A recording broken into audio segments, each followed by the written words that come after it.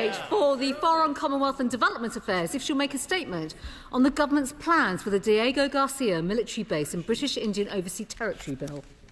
Minister.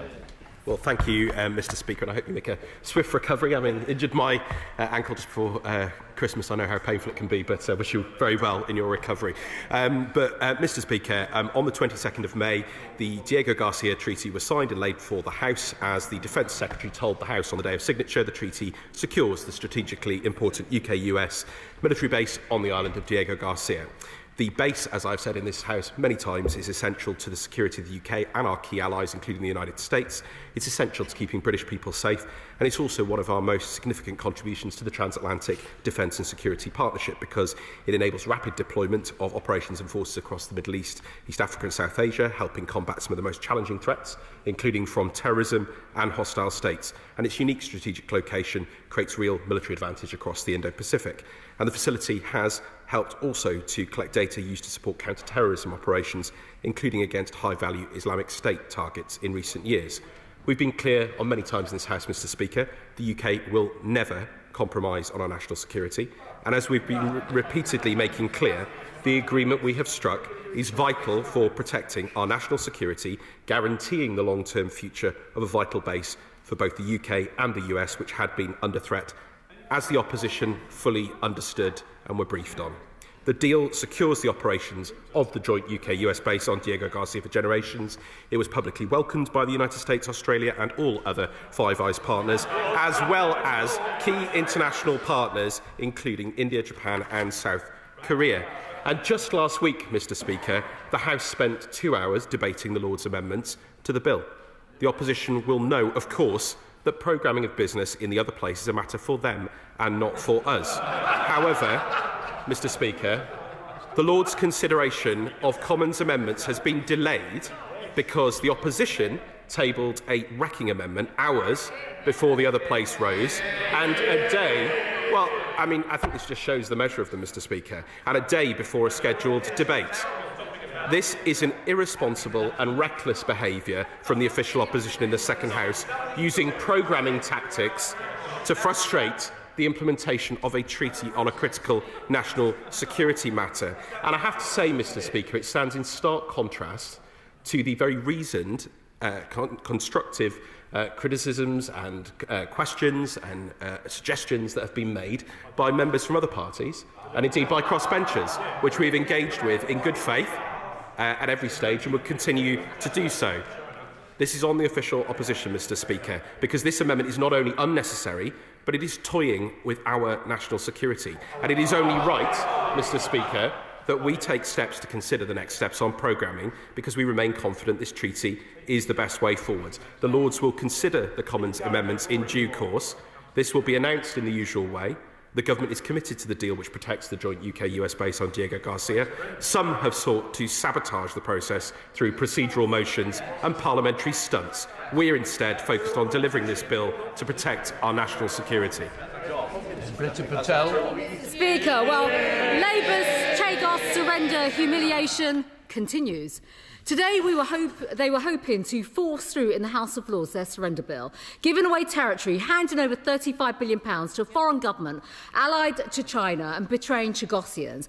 But after the Conservatives pointed out on how their surrender would violate our existing international obligations and challenged the government, they pulled the bill from the House of Lords order paper today, rather than being defeated. And I have a copy here for the Minister to have a read. And in their rush to appease the wishes of their left-wing lawyer friends, Labour overlooked this very 1966 treaty between the UK and the US, which states that the British Indian Ocean Territory shall remain under the United Kingdom's sovereignty.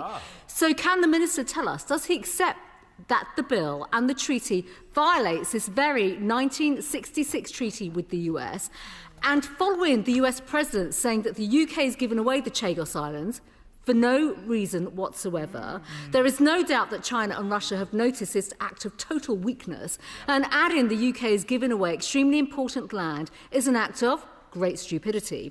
Can he tell us what discussions have taken place with the US administration in the last few days, and if they have communicated that they are now reviewing the deal? Britain's weak Prime Minister seemed to suggest in the House last week that he was being bullied by the President.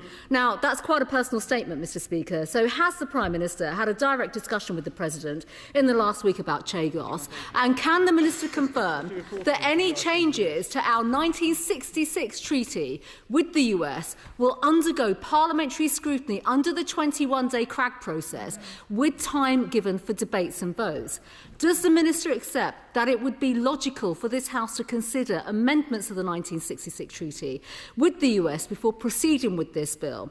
And can the Minister confirm that Jonathan Powell, friend of China, upon appointment as the British Indian Overseas Territory Envoy and before becoming National Security Advisor, accelerated negotiations with Mauritius to surrender the Chagos Islands?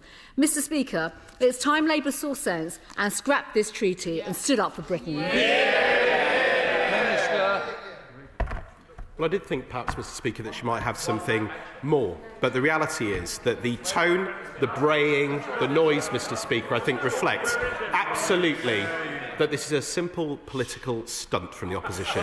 And I think deeply, deeply regretful, Mr Speaker, when we're talking about such important matters of national security. Now, she asked specifically about the US-UK exchange of notes. I mean, I genuinely am surprised about this, Mr Speaker, because we've been clear throughout that before the UK can ratify the treaty, we will need to do the following: pass primary and secondary legislation, update the UK-US agreement, the exchange of notes, and put in place arrangements on the environment, maritime security and migration. Now, perhaps the opposition have only just clocked onto this and the need to update the UK-US agreement. But we actually told the Noble Lord Callanan, in fact, my honourable friend in the other place, answered his question on the 22nd of December, where she said talks are ongoing to update the UK-US exchange of letters on the operation of the Diego Garcia base. We've been clear about this throughout. So to try and present this as some sort of gotcha that we haven't looked at the law, I mean, it is absolute nonsense, Mr Speaker, and it is quite frankly deeply, deeply irresponsible. We have made excellent progress towards finalising an updated UK-US agreement. And of course, Mr Speaker, for the record, because they won't have looked at any of the history of this, the UK-US agreement has been updated in 1972, 1976, twice, 1987 and 1999. So this is a regular process. We've had to update it for a range of reasons in the past. We were always clear about the need to put in place the necessary domestic and international legal processes in place to deal with this. So the idea that this is something new, some sort of gotcha or otherwise, is just simply for the birds, Mr Speaker.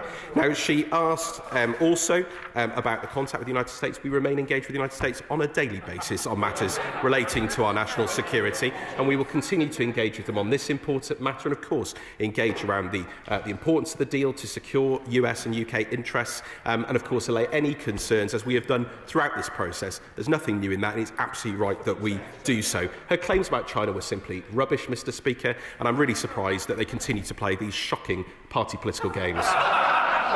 Dan Carden. Thank you, Mr Speaker. And I'm sorry I'm the only one on this side